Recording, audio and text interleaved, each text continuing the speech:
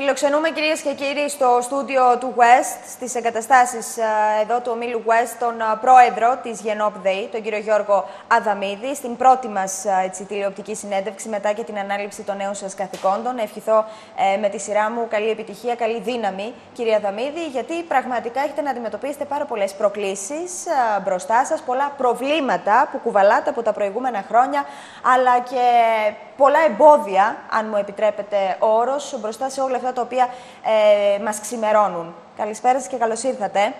Καλησπέρα, ευχαριστώ πολύ και εσάς και στους τηλεθεατές σας. Σας φώναξα εδώ για να συνομιλήσουμε για μια σειρά ζητημάτων βεβαίως, με αφορμή ωστόσο τις συναντήσεις που είχατε την εβδομάδα αυτή με τη ΔΕΗ, την επιχείρηση της ΔΕΗ, με τον ΑΔΜΙΕ και με το ΔΕΔΙΕ. Ήταν η χθεσινή σας συνάντηση το απόγευμα. Και θέλω να μου πείτε τι λόγο είχαν οι συναντήσεις αυτές, τι θέματα τέθηκαν επιτάπητος και ποιο ήταν το αποτέλεσμα. Ναι, η ανάληψη των καθηκόντων μου περίπου ένα μήνα πριν έχει συμπέσει ακριβώς με την προσπάθεια της χώρας να πετύχει την συμφωνία με τους δανειστές, όπου ως γνωστόν μέσα σε αυτή τη συμφωνία τίθενται και θέματα σοβαρά που αφορούν την ενέργεια.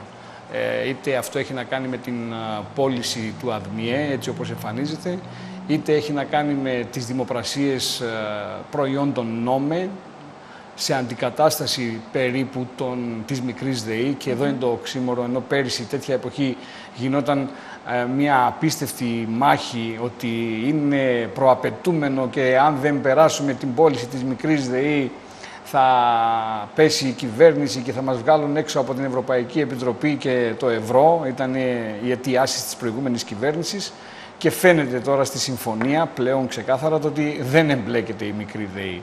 Βεβαίως έχει άλλα θέματα όπως τα νόμια και τα άδεια, αλλά αυτά θα τα αντιμετωπίσουμε. Έτσι λοιπόν, επειδή αντικειμενικά έχει σοβαρά προβλήματα το ενεργειακό, έπρεπε να γίνουν και οι συναντήσεις της Γενόπ ΔΕΗ και με τις τρεις διοικήσεις. Ξεκινήσαμε με τον πρόεδρο και διευθύνοντα σύμβουλο του ομίλου, τον κύριο Παναγιωτάκη, όπου στην ουσία αν θα προχωρήσει την πώληση του ΑΔΜΙΕ, αυτός είναι που θα προχωρήσει την πώληση. Είδαμε βεβαίως την διοίκηση της ΑΔΜΙΕ, που είναι υποτίθεται υπό διαδικασία αποκρατικοποίησης, ιδιωτικοποίησης, και την διοίκηση της ΔΕΔΙΕ, όπου και εκεί έχουμε τεράστια προβλήματα. Η αλήθεια είναι ότι σε αυτήν τη δύσκολη περίοδο που περνάμε δεν φαίνεται να έχει οριστικοποιηθεί κάτι συγκεκριμένο. Και έτσι όπως είναι και το σχέδιο της συμφωνίας σε ό,τι αφορά το ενεργειακό κομμάτι, με τους δανειστές εννοώ, δίνεται η δυνατότητα να βρεθεί κάτι ισοδύναμο μέχρι τον Οκτώβρη, έτσι ώστε να αντικαταστήσει η κυβέρνηση αυτό που έχει συμφωνήσει ή έχει ψηφίσει, αν θέλετε, η προηγούμενη κυβέρνηση, δηλαδή την πώληση του ΑΔΜΙΕ, την απεξάρτηση ολοκληρωτικά της ΑΔΜΙΕ από την ΔΕΗ. Επειδή την επόμενη εβδομάδα θα υπάρξει και η συνάντηση με τον νέο Υπουργό, τον κύριο Σκουρλέτη, έχω την αίσθηση ότι δεν υπάρχει πλήρης αποκριστάλλωση των θεμάτων ακόμη και από το Υπουργείο για το ποιο μοντέλο θα ακολουθηθεί. Εγώ είμαι αισιόδοξος. Ποιο μοντέλο θα επιθυμούσατε εσείς? Εμείς θα επιθυμούσαμε το μοντέλο που υπάρχει ήδη σήμερα, διότι όπως έχει τονιστεί και από εμένα στη Γενική Συνέλευση των Μετόχων στις 13 Ιουλίου, αλλά και από τον πρόεδρο της εταιρείας, ότι η πώληση της ΑΔΜΙΕ δεν επιβάλλεται από καμία οδηγία. Είναι συμβατότατη η επιλογή του μοντέλου που έχουμε φτιάξει το 4001, με το νόμο 4001 το 2011. Γι' αυτό και δεν μπορεί κανείς να επιβάλλει αυτή τη διαδικασία. Είναι βέβαιο ότι πρόκειται για αιμονή των δανειστών, διότι η ΑΔΜΙΕ, το δίκτυο δηλαδή μεταφοράς της υπερυψηλής τάσης, είναι μια εταιρεία η οποία έχει μηδενικό ρίσκο, έχει μόνο κέρδη, είναι μονοπωλιακή. Αυτά τα κέρδη σήμερα τα παίρνει η ΔΕΗ. Για ποιον λόγο θέλουν αυτήν την μονοπωλιακή εταιρεία που ελέγχεται από το δημόσιο μέσω της ΔΕΗ, θέλουν να την δώσουν σε έναν Κινέζο ή σε έναν Ιταλό, γιατί αυτοί είναι που φαίνεται ότι ενδιαφέρονται? Δεν το καταλάβαμε. Μάλιστα, όταν την ίδια ώρα αντίστοιχα μοντέλα σε χώρες της Ευρωπαϊκής Ένωσης τόσο της ζώνης του ευρώ όσο και εκτός του ευρώ υπάρχουν, όπως είναι στη Γαλλία, όπως είναι στη Σλοβενία, όπως είναι στη Δανία. Υπάρχουν χώρες που έχουν ακριβώς το ίδιο μοντέλο. Έλεγα χαρακτηριστικά σε μία συναδέλφισά σας από το γαλλικό κανάλι πριν από 2 ημέρες γιατί δεν πιέζει η Τρόικα ή η Ευρωπαϊκή Επιτροπή την Γαλλία να πουλήσει τον δικό της ΑΔΜΙΕ. Άρα δεν μπαίνει τέτοιο θέμα συμβατότητας και υποχρέωσής μας. Είναι αιμονές και εγώ είμαι βέβαιος ότι στο τέλος του δρόμου δεν θα γίνει κάτι γιατί δεν θα κερδίσει κανείς τίποτε. Αν από αυτή την πώληση είχαμε το κέρδος προς τους καταναλωτές, να είστε βέβαιοι ότι οι πρώτοι που θα έλεγαν ναι, θα ήταν όλοι οι ίδιοι εργαζόμενοι. Δεν είχαμε καμία συντεχνιακή προσέγγιση το θέμα, το είχαμε αποδείξει και πέρυσι. Και αποδείχθηκε ότι για τη μικρή ΔΕΗ είχαμε απόλυτο δίκιο, γιατί δεν συμπεριλαμβάνεται στα προαπαιτούμενα τώρα. Άρα ακριβώς το ίδιο και για τη μικρή ΔΕΗ. Έτσι λοιπόν τα θέματα που αναλύσαμε με τις 3 διοικήσεις, γιατί ταυτίζονται απόλυτα, είναι η εξέλιξη και η πορεία της επιχείρησης, του ομίλου, στο νέο, θα έλεγε κανείς, ενεργειακό περιβάλλον μετά και την επιβολή πλέον της συμφωνίας. Γιατί για μας είναι μια συμφωνία που έχει επιβληθεί στη χώρα. Δεν ήταν επιλογή της κυβέρνησης να προχωρήσει σε τέτοιου είδους συμφωνία και γι' αυτό και σταθήκαμε δίπλα και στον προηγούμενο, τον Υπουργό, τον κύριο Λαφαζάνη, αλλά και τα ίδια πράγματα έχουμε διαμηνήσει με επιστολή μας τον κύριο Σκουρλέτη. Τώρα, σε ό,τι αφορά τις άλλες λεπτομέρειες που έχει, θα έλεγε κανείς λεπτομέρειες, αλλά ουσιαστικές από τη συνάντηση, είναι τα θέματα που έχουν να κάνουν με την πρόσληψη του προσωπικού. Πολύ είναι σημαντικό. μάστιγα για μας πλέον. Ήδη έχουμε την έκδοση οριστικών αποτελεσμάτων για την κατηγορία πανεπιστημιακής εκπαίδευσης στην ΔΕΔΙΕ, στην εταιρεία δηλαδή του δικτύου διανομής. Αυτή την ώρα και μέχρι τέλος Ιουλίου θα γίνει και θα ολοκληρωθεί και η πρακτική άσκηση για το τεχνικό προσωπικό. Συνολικά είναι αυτές περίπου 450 θέσεις. Εδώ πρέπει να πούμε κάτι ότι αυτή την πρακτική άσκηση την υλοποιεί με ευθύνη του ΑΣΕΠ και δεν εμπλέκεται η ΔΕΗ ή η ΔΕΔΙΕ. Και έχει ξεκινήσει, μάλλον όχι, έχει ολοκληρωθεί στις 15 Ιουλίου και η διαδικασία των αιτήσεων για τις 450 θέσεις για την ΔΕΗ. Άρα βρισκόμαστε σε μια τέτοια εξέλιξη. Ζητήσαμε από τον Πρόεδρο και Διευθύνοντα, τον κύριο Παναγιωτάκη, με πολλή επιμονή ότι πρέπει να προχωρήσουμε σε μια διαδικασία και νέων προσλήψεων. Υπήρξε μια συνάντηση με το Υπουργείο, με τον αρμόδιο Υπουργό τότε, τον κύριο Κατρούκαλο, ότι θα πρέπει η ΔΕΗ, ο όμιλος ΔΕΗ, να απεξαρτητοποιηθεί από την δέσμευση του 5 συνταξιοδοτούνται και 1 προσλαμβάνεται, γιατί δεν επιβαρύνει τον κρατικό προϋπολογισμό η ΔΕΗ. Υπήρξε μια υπόσχεση και ετοιμάζεται μια ρύθμιση νομοθετική από το αρμόδιο Υπουργείο για να γίνει αυτή, και αυτό θα είναι μια πολύ καλή εξέλιξη. Δεν φαντάζομαι η αλλαγή του Υπουργού να μπλοκάρει αυτό το συγκεκριμένο νομοθέτημα που ετοιμάστηκε. Άρα θα μπορεί η ΔΕΗ να προσλαμβάνει ό,τι ώρα θέλει, όποιο προσωπικό θέλει, μέσα από διαδικασίες βεβαίως ΑΣΕΠ. Και αυτό είναι το πολύ θετικό. Και σε ό,τι αφορά τα άλλα ζητήματα, ένα κορυφαίο που αφορά εμάς είναι την περιοχή μας, το Λεμαΐδα 5. Πριν έρθουμε στην Πτολεμαΐδα 5, γιατί θέλω να μείνουμε λίγο περισσότερο εκεί, τι γίνεται επειδή εκκρεμεί η ολοκλήρωση της Συλλογικής Σύμβασης Εργασίας? Αυτό ακριβώς θα έλεγα. Το άφηνα τελευταίο, αλλά να το πιάσουμε τώρα. Έχουμε λοιπόν συζητήσει και έχουμε συμφωνήσει και ολοκληρώσει τις λεπτομέρειες για την Συλλογική Σύμβαση Εργασίας.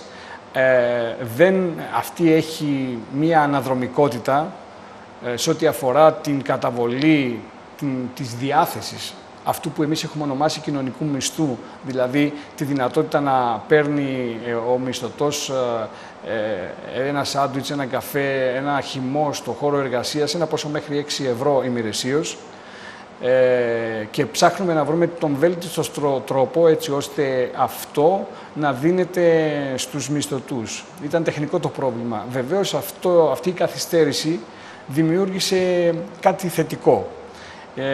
Η καθυστέρηση υλοποίησης εννοώ.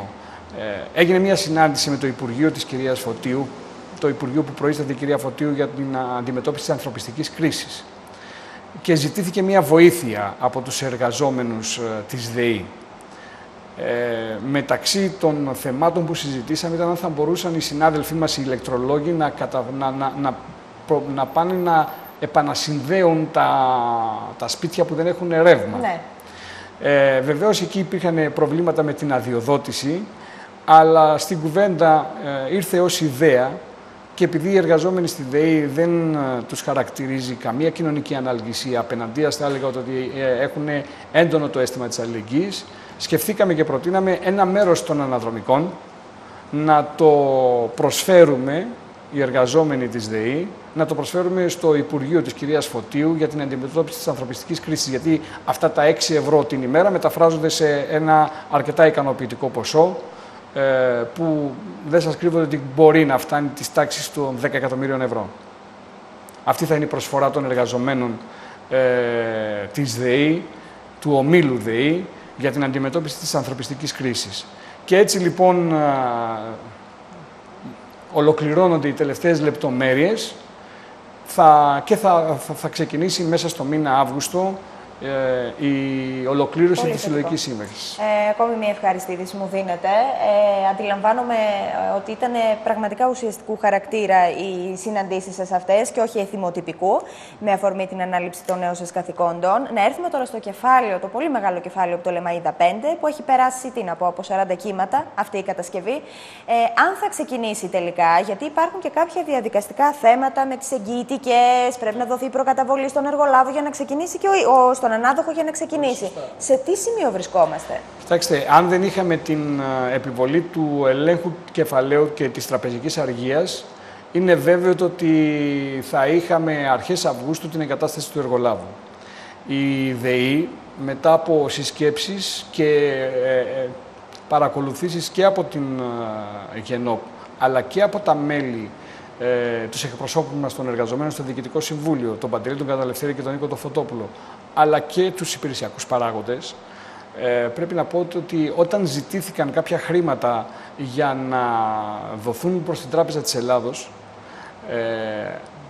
από τα περισσεύματα, δηλαδή από τα χρήματα που μπορεί να είχε η ΔΕΗ στα ταμεία της, έχει αποκλείσει την περίπτωση του να δοθούν τα 200 εκατομμύρια που ήταν για την προκαταβολή.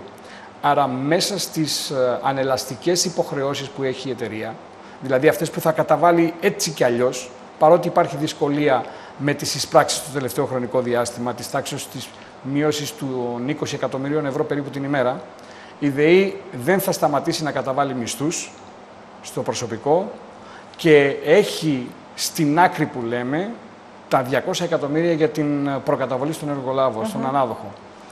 Δεν τα έχει δώσει μέχρι τώρα, γιατί όπως πολύ σωστά παρατηρήσατε, είναι ότι ο ανάδοχος για να πάρει την προκαταβολή πρέπει να καταθέσει την εγγυητική και η εγγυητική του είναι περίπου 200 εκατομμύρια ευρώ.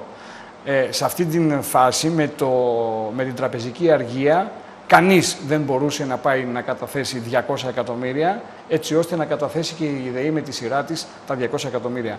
Εκτιμώ ότι αν μέσα στο επόμενο 15ήμερο ομαλοποιηθεί η κατάσταση με το τραπεζικό σύστημα... Άρα μου λέτε ότι πρέπει να φύγουν τα capital control. Την ακριβή διαδικασία δεν τη γνωρίζω. Δηλαδή, βλέπω ότι τώρα από την προηγούμενη εβδομάδα άρχισαν και γίνονται κάποιες κινήσεις στις τράπεζες.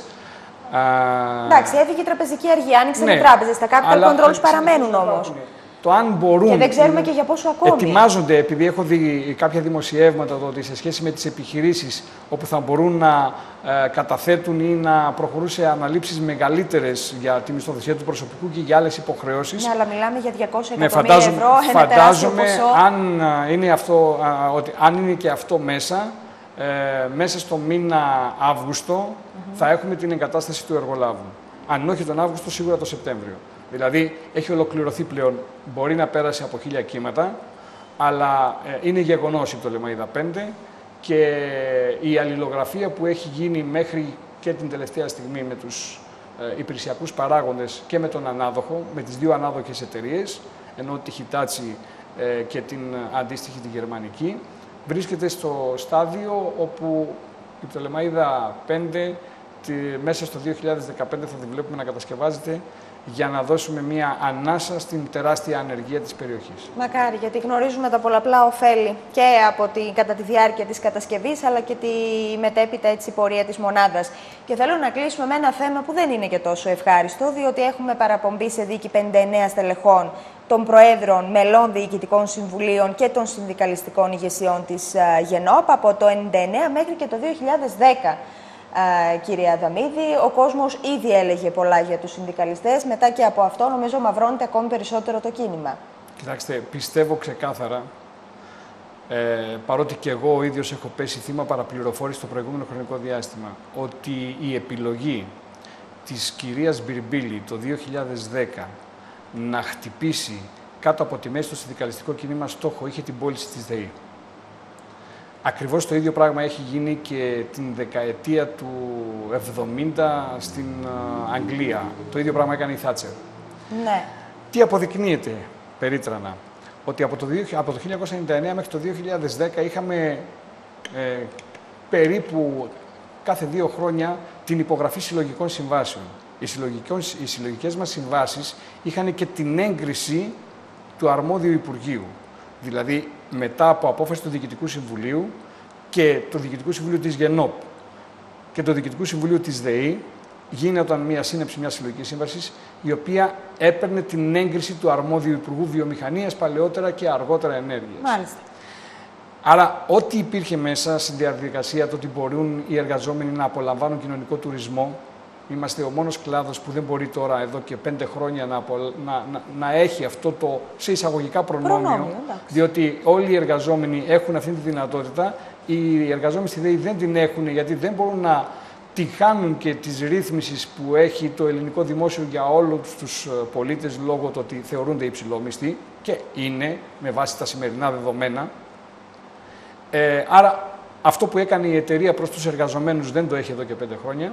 Αυτές λοιπόν τις κοινωνικές παροχές ήρθε η ρύθμιση αυτή της κυρίας Μπιρμπίλη και ο έλεγχος μέσω του κυρίου Ρακιτζή να τη σταματήσει, θεωρώντας ότι είναι παράνομες. Βεβαίως και αποδεικνύει ότι δεν είναι παράνομες, θα το δούμε και στο δικαστήριο. Εμείς πιστεύουμε και έχουμε εμπιστοσύνη στην ελληνική δικαιοσύνη. Μεταξύ λοιπόν των κατηγοριών, που είναι και συνάδελφοι συνδικαλιστές και από την περιοχή, που διατελέσανε και πρόεδροι και γραμματείς και μέλη του Διοικητικού Συμβουλίου, φαντάζομαι ότι δεν θα έχουν μα απολύτως κανένα πρόβλημα. Το δεύτερο σοβαρό υποτίθεται έγκλημα που έκανε εντός εισαγωγικών η ΓΕΝΟΠ είναι το 2010, λόγω του ότι είχε σταματήσει, δεν υπήρχε δυνατότητα ρευστότητας από της Ομοσπονδίας και με δεδομένο το ότι είχε ξεκινήσει μια τεράστια δράση όλο το προηγούμενο χρονικό διάστημα για την πώληση, αναγκάστηκε να κάνει ένα δάνειο.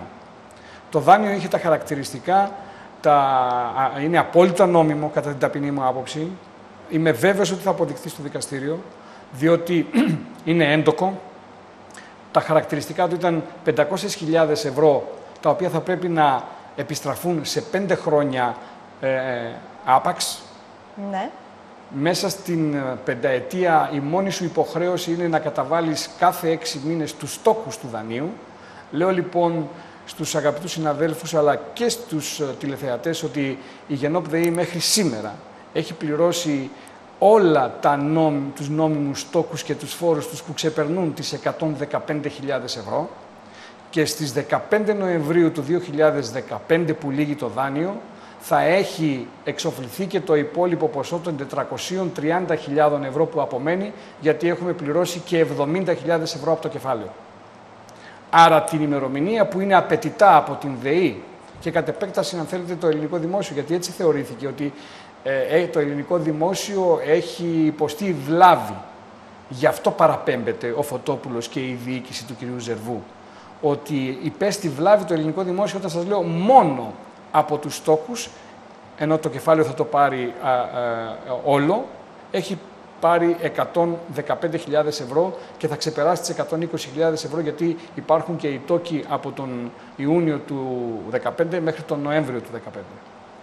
Είμαι βέβαιος γι' αυτό. Είναι λάθος. Ξεκίνησε για να σπηλωθεί το συνδικαλιστικό κίνημα με απότερο στόχο να απαξιωθεί στα μάτια της κοινωνίας και των εργαζομένων για να πουληθεί εύκολα η δημόσια επιχείρηση ηλεκτρισμού. Το είπατε στην αρχική σας και νομίζω τοποθέτηση. ότι εκεί θα καταλήξουμε. Πιστεύω ότι θα λάμψει η αλήθεια. Γιατί είναι άδικο για την κοινωνία, άδικο για μια χώρα που ζει στη δημοκρατία, ο κοινωνικός αυτοματισμός και η σπήλωση των συνειδήσεων. Κύριε Αδαμίδη, είναι μια υπόθεση αναμφισβήτητα με ιδιαίτερο ενδιαφέρον. Ενδιαφέρει και τους τηλεθεατές. Εμείς θα την παρακολουθούμε και να δούμε τι εξέλιξη θα έχει. Να σας ευχαριστήσω θερμά για αυτή τη δυνατότητα που είχαμε. Και εγώ θα τα πούμε, εύχομαι, αρχές Σεπτέμβρη, όπου όλη η Ομοσπονδία θα ανέβει στην περιοχή για Διοικητικό Συμβούλιο στις 4-5 περίπου Σεπτέμβρη, με αφορμή και τις δράσεις που κάνει το Συνδικάτο Σπάρτακος, αλλά θα γίνει μια μεγάλη περιοδεία στην Δυτική Μακεδονία.